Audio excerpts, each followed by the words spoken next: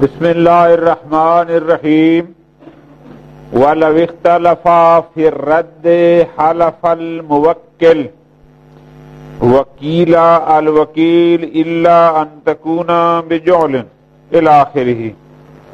جیسے کتاب الاجارہ میں آخر میں وہ مسائل آئے تھے، مستاجر اور اجیر کا اختلاف تھا، مستاجر اور مجر کا اختلاف تھا، مختلف امور میں یہ بھی وہی ہیں.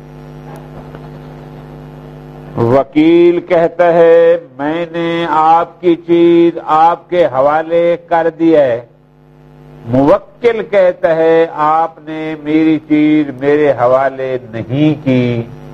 کس کا قول مقبول ہوگا؟ فرماتے ہیں اس میں موکل کا قول مقبول ہوگا. کیوں؟ اصل عدم رد ہے، کیونکہ اس شے کا وکیل کے ہاتھ میں ہونا تو ثابت ہے. اب رد کے لیے ہمیں دلیل چاہیے، اصل عدم رد ہے. چاہے وہ وکیل فری والا تھا، تو چاہے اس نے وکیل کے لیے کسی قسم کے کوئی انعام رکھا تھا، اس سے کوئی فرق. لیکن مشہور کے مقابل میں کچھ لوگ فرق کرتے ہیں. کون سا؟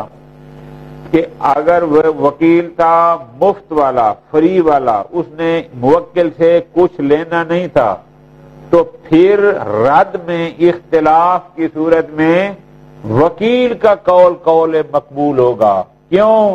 اس لیے کہ وکیل نے اس سے لینا تو کچھ نہیں تھا، وکیل نے تو اس پر احسان کیا ہے کہ اس کی وکالت میں جا کر اس نے کام کیا ہے. اور ادھر آیت مجیدہ کیا کہتی ہے؟ ہاں جی، وما کیا الفاظ سے؟ وما علی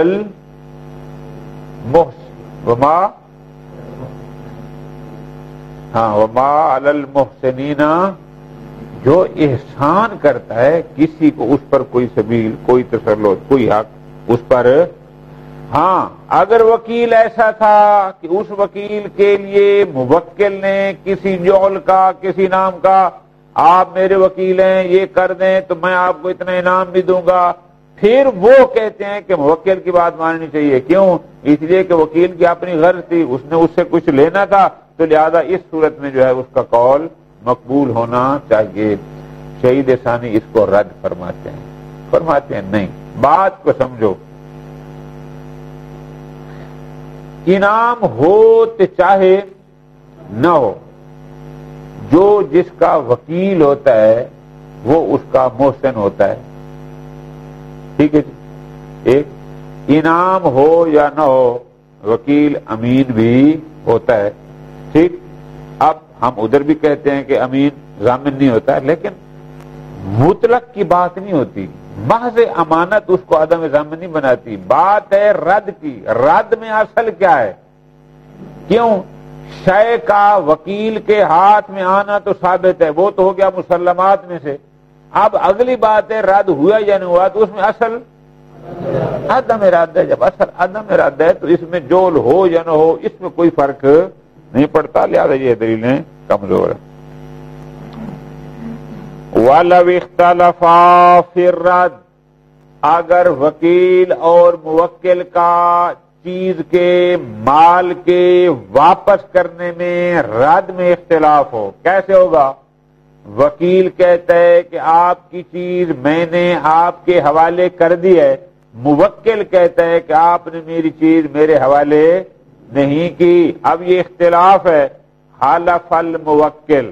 اب اس سے پہلا جملہ آپ نے خود یہاں ایڈ کرنا ہے کہ موکل کا قول مقدم ہوگا، اس کا قول مقبول ہوگا، ساتھ وہ قسم بھی اٹھائے گا کہ تو نے میری چیز مجھے واپس نہیں کی. حلف الموکل. کیوں؟ لِأَصَالَةِ عَدَمِهِ، کیونکہ اصل عدم رد ہے. سواء كانت الوکالۃ بجعل ام لا، چاہے وہ وکیل مفت والا تھا، چاہے وکیل نے موکل کے کسی انعام کا اعلان کیا تھا، اس سے کوئی فرق نہیں پڑتا. ختم. یہ مشہور کا نظریہ. کیلا، لیکن ایک مقابل میں تفصیل کا قول ہے. تفصیل کا قول کیا ہے؟ یحلف الوکیل الا ان تکونا بجعل فالموکل، وہ تفصیل کے قائل ہیں۔ اگر وکیل مفت والا تھا، اس کے لیے کسی انعام کا کسی مال کا اعلان نہیں تھا، تو پھر قول وکیل مقدم ہوگا اور مقبول ہوگا۔ لیکن اگر اس وکیل کے کسی جعل کا کسی مال کا اعلان تھا تو پھر قول موکل، یعنی وہ اس میں فرق کے قائل ہیں۔ اچھا، دلیل وہ یہ دیتے ہیں، امل اول سے مراد ہے پہلی صورت، پہلی کے لیے کسی جول کا اعلان نہ ہو تو اس کا قول مقدم ہے۔ دلیل فَلِأَنَّهُ أَمِينٌ، چونکہ وکیل امین ہوتا ہے۔ وَقَدْ قَبَضَ الْمَالَ لِمَصْلِحَةِ الْمَالِكِ، اس نے اس وکالت سے کچھ نہیں کمانا تھا، بلکہ اس نے تو اس مال کے مالک کے فائدہ کے لیے اس چیز کو اپنے قبض میں لیا تھا۔ پس فکانا محسنا محضا، پس وہ وکیل اس پر محسن محض ہے، اس کی ذاتی کوئی فائدہ اس کو کل ودی ہے، اور جیسے امین ہوتا ہے کتاب الودیعہ میں ہم نے پڑھا ہے، جیسے اس کا اپنا ذاتی، ہم کسی کے پاس جا کے امانت رکھتے ہیں تو جیسے وہ محسن ہوتا ہے وہ امانت رکھنے والے کے لیے، یہ وکیل بھی اسی طرح ہے۔ واما الثانی، لیکن اگر دوسری صورت ہو، کون سی؟ اگر موکل نے وکیل کے لیے کسی مال کا اعلان کر رکھا ہے تو پھر موکل کی بات مانیں گے، کیوں؟ فَلِمَا مَرَّ کا مطلب کیا ہے؟ ایک تو اصل عدم رد ہے، ایک نمبر دو لِأَنَّهُ قَبَضَ لِمَصْلِحَةِ نَفْسِهِ، اور پھر اس نے اس چیز کو اپنے قبض میں لیا تھا، وہ مال لیا تھا کس لیے؟ لِمَصْلِحَةِ نَفْسِهِ، اپنے فائدے کے لیے۔ اس نے کہا تھا نا کہ میں 5,000 روپیہ دوں گا، تو اس نے اس کے لیے لیا تھا، یہ محسن محض نہیں تھا۔ کامل القراض، او جیسے عقد مضاربہ میں ہوتا ہے کہ عامل کسی کا 1,00,000 روپیہ لے جاتا ہے، جا تو اس سے کام کر، جو منفعت ہوگی وہ منفعت میں سے آدھا تیرا آدھا میرا، تو وہاں جو عامل ہوتا ہے وہ بھی تو اپنے فائدے کے لیے لے جاتا ہے، یہاں بھی اسی طرح ہے۔ والمستاجر، یا جو چیز کرائے پہ لیتا ہے اس کا حکم بھی یہی۔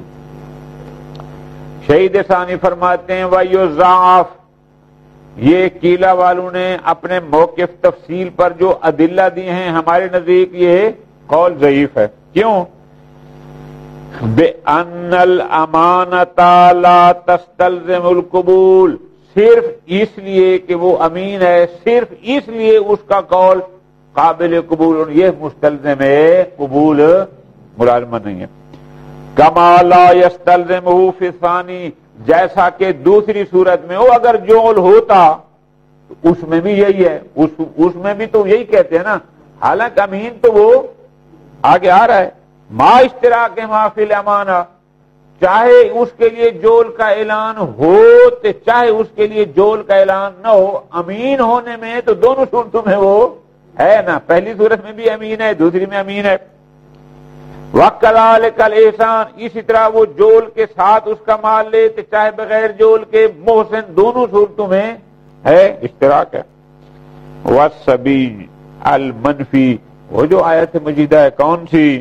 کہ مَا عَلَى الْمُحْسِنِينَ مِنْ سَبِيلٍ، وہ تخصیص کھا چکی ہے۔ کیوں؟ اگر مطلق محسن پر کوئی سبیل نہ ہوتی، اگر ہم وکیل کی بات مانے، قسم تو پھر بھی اٹھاتے ہیں نا، تو یہ قسم بھی تو ایک قسم کی سبیل ہے نا، جس کا مطلب ہے پھر مطلق منفی نہیں ہے، لہذا یہ آپ کے ادلہ درست نہیں۔ ختم۔ وکیل اور موکل کے درمیان ایک اور اختلاف، وہ اختلاف کیا ہے؟ وکیل کہتا ہے مال تلف ہو گیا، موکل کہتا ہے مال تلف نہیں ہوا۔ ایک نمبر دو،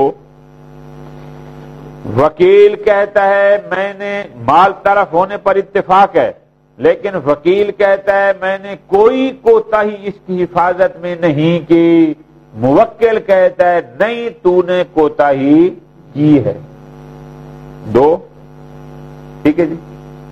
نمبر 3 تلف پر بھی اتفاق، کوتاہی پر بھی اتفاق، لیکن تیسرا اختلاف، وکیل کہتا ہے آپ کی چیز اتنے پیسے کی تھی اور موکل کہتا ہے نہیں نہیں میری چیز تو اتنے پیسے، یعنی اس کی قیمت میں اختلاف۔ ان اختلافات کی صورت میں کس کا قول مقدم ہوگا؟ 3 اختلاف ذرا ترتیب بنا لیں۔ پہلا کون سا ہے؟ تلف ہونے میں، دوسرا اختلاف کوتاہی ہونے یا نہ ہونے میں، تیسرا اختلاف قیمت کی کمی اور زیادتی میں۔ شہید فرماتے ہیں ان تینوں صورتوں میں وکیل کا قول مقدم ہوگا مال حالا۔ ٹھیک ہے جی۔ لو اختلفا فی التلف، وکیل اور موکل کا اختلاف ہے مال کے تلف ہونے میں۔ اے تلف المال الذی بید الوکیل، یعنی اس مال کے تلف ہونے میں کہ جو وکیل کے ہاتھ میں تھا۔ کیسے؟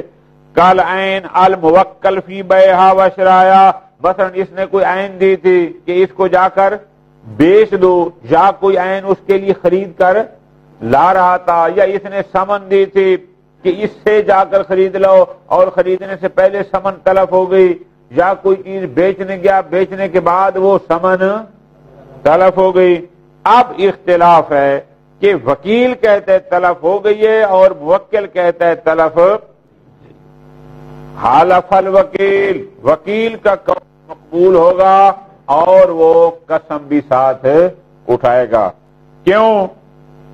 لأنہ امین، کیونکہ وہ امین ہوتا ہے۔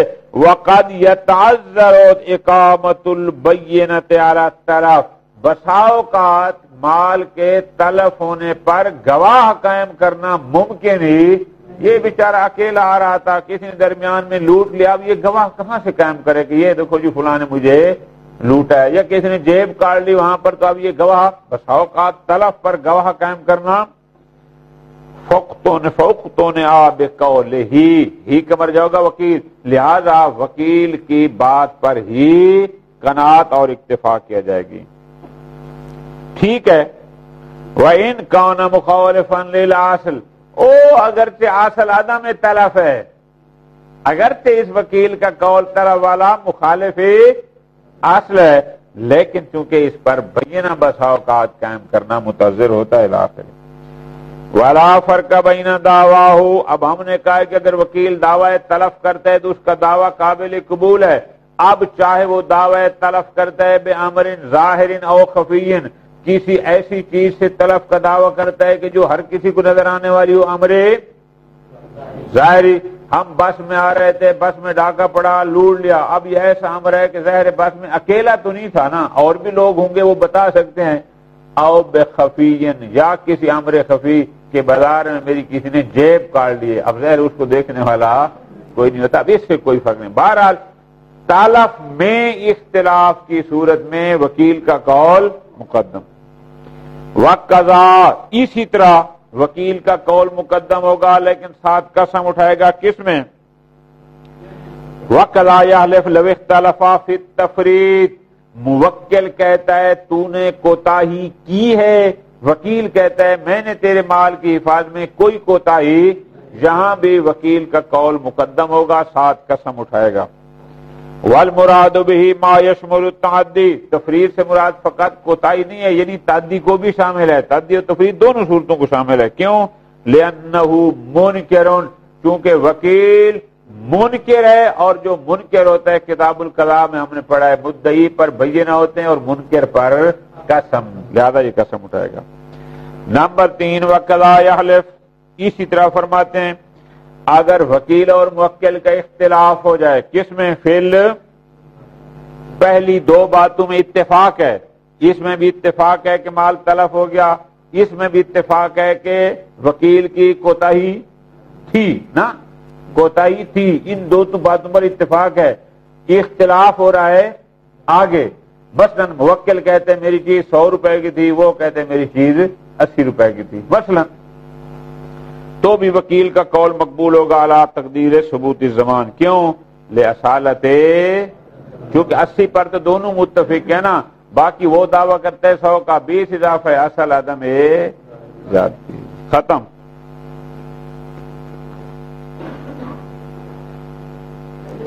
اویس صاحب نے توقیر صاحب کا ایک خاتون کے ساتھ نکاح پڑھ دیا، یہ کہہ کر کے توقیر نے مجھے وکیل بنایا ہے۔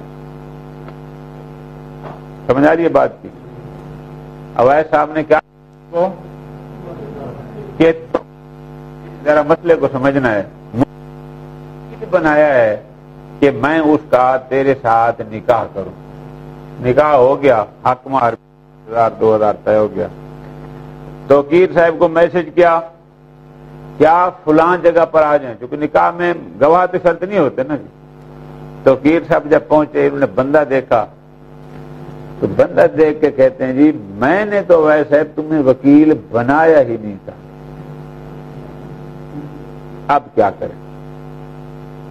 بات سمجھ آ رہی ہے کہ نہیں آ رہی؟ سیرے سے انکارے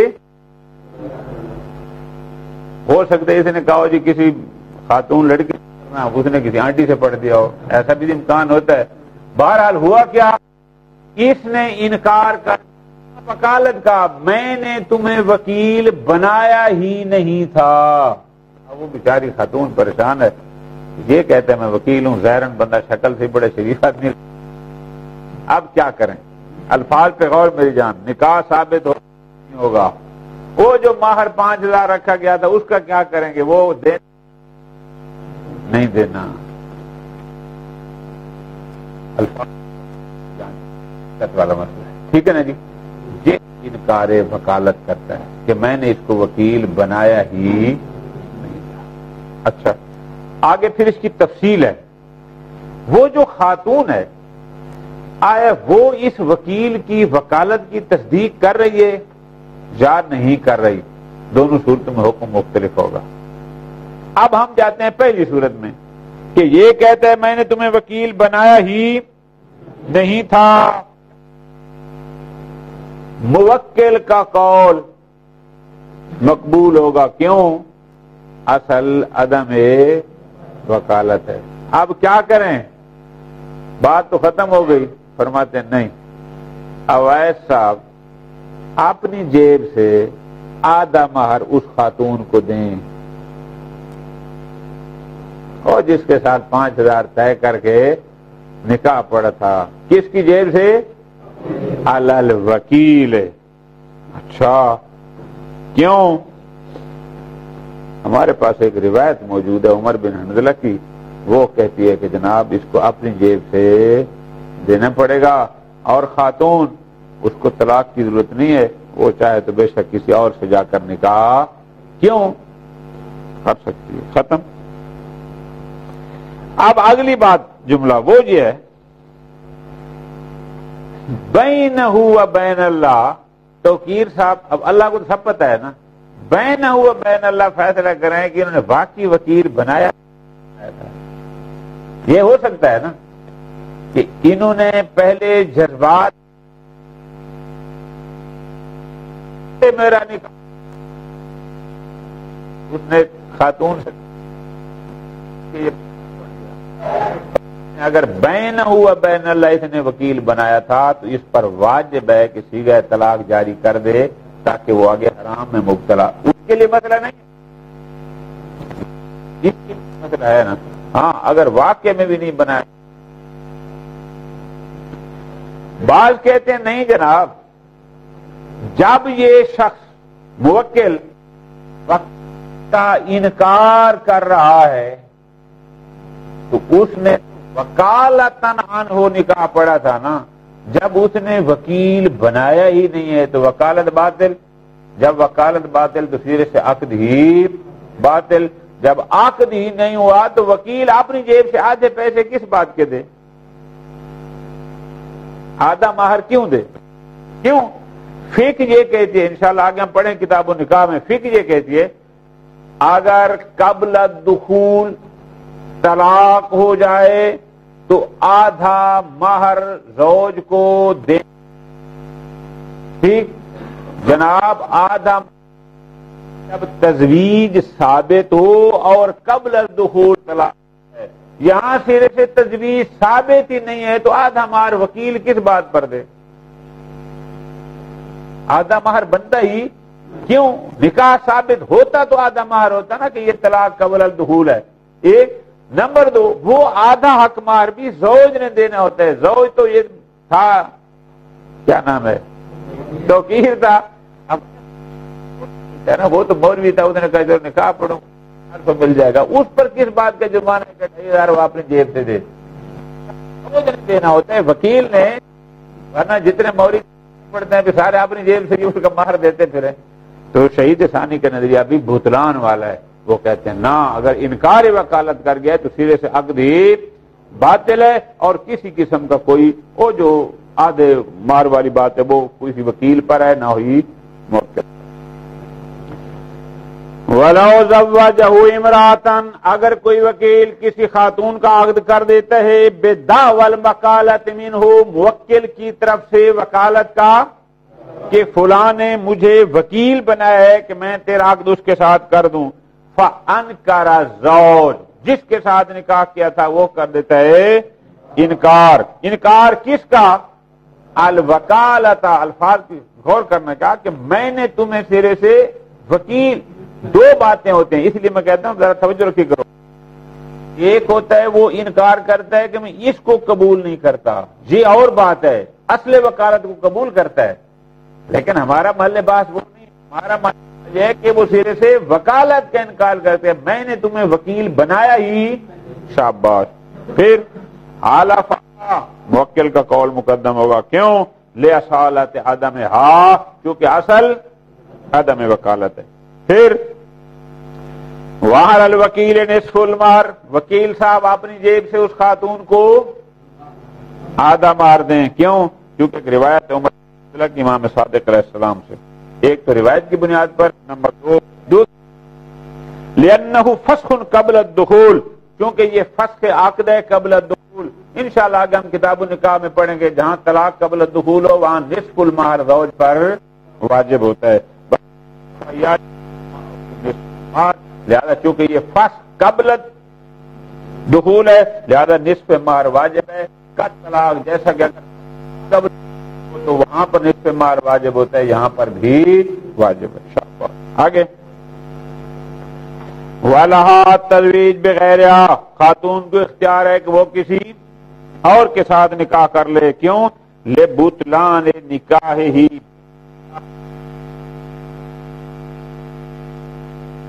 کیا یہ تو میرا وکیل ہی نہیں ہے، وہ نکاح اس کا بات. البتہ یاجب علی الزوج، شوہر پر واجب ہے فی ما بینہ، بینہ و بین اللہ، اس پر واجب ہے الطلاق ان کان وکلا، اگر اس نے اس کو وکیل بنایا تھا تو اس پر واجب ہے کہ صیغہ طلاق جاری کر دے. کیوں؟ لأنہا حینئذ زوجتہ، اس لیے کہ اگر وکیل تھا تو واقع میں تم اس کی زوجہ ہے. وَتَعْرِيضُهَا لِلتَّزْوِيجِ بِغَيْرِهِ، جب واقع میں اس کی زوجہ ہے بینہ و بین اللہ اور یہ اس کو موقع دے رہا ہے کہ وہ کسی ساتھ کر دے، نکاح پر نکاح کرے گی تو حرام واقعی کے ارتکاب ہوگا. لیکن مجرم اگر واقع میں اس نے وکیل بنایا تھا تو واجب ہے صیغہ طلاق جاری کرے. اور وَيَسُوقُ نِصْفَ الْمَهْرِ الْوَكِيلِ، وہ جو اویس صاحب نے اپنی جیب سے 2,500 خاتون کو پکڑائے تھے، جا بھی معذرت چاہتا ہوں یہ بندہ بے ایمان پڑ گیا ہے، یہ بندہ اگر واقع میں وکیل بنایا تھا تو پھر اپنی جیب سے 2,500 اویس صاحب تک بھی طلاق بھی دے، وہ بھی دے. کیوں؟ لے لزوم ہی بالطلاق، کیونکہ جب طلاق ہو جائے گی قبل الدخول تو اس پر نصف المہر ہو جائے گا لازم. وغیرہ الوکیل بے سببی، اور وکیل بیچارہ بھی تو اس کی وجہ سے اس نے 2,500 اپنی جیب سے دیے تھے نا، اب اس پر لازم ہے کہ اس کو دے دے. ختم.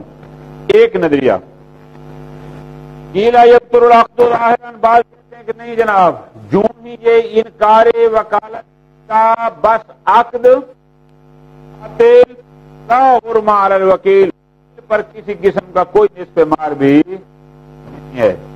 دلیل یہ دیتے ہیں لعدم ثبوت عقد حتی یحکم بالمہر او نصفا. بھائی نکاح ثابت ہوگا تو مہر ثابت ہوگا نا. تو جب اس کے انکار وکالت سے نکاح ثابت نہیں ہے تو مہر کہاں سے ثابت ہوگا؟ جب اس نے انکار وکالت کیا تو اس کا مطلب ہے عقد ثابت. جب وہ ثابت نہیں ہے تو پھر کیسے کہیں گے کہ وہ پورا مہر دے گا؟ مہر تو ہوتا ہے نکاح کے ثابت ہونے کے بعد، یا مہر نکاح ثابت نہیں.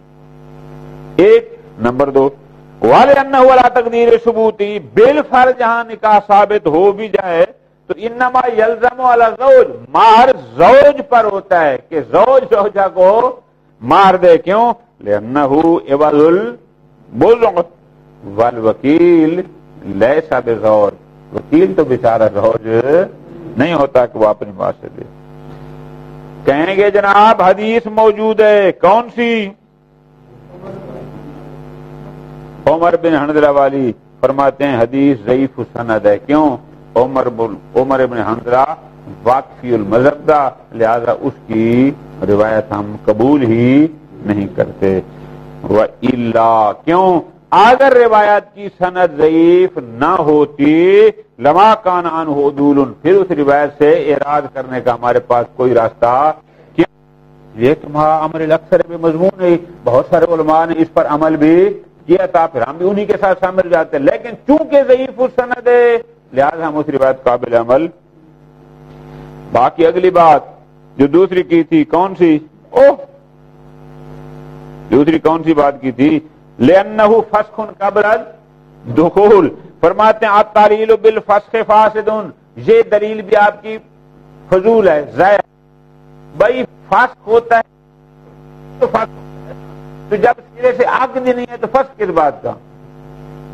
عقد ثابت ہوگا تو پھر بات ہوتی ہے فسخ ہونے کی. جب عقد ہی نہیں ہے تو فسخ کس بات کا؟ شہید ثانی کا نظریہ فالقول الاخیر قوی اقوا، میرے نزدیک اقوا کیا ہے؟ فاسد ہے اور باطل ہے. آج ختم کرنی ہے یا کل؟ صلی اللہ علیہ محمد وآلہ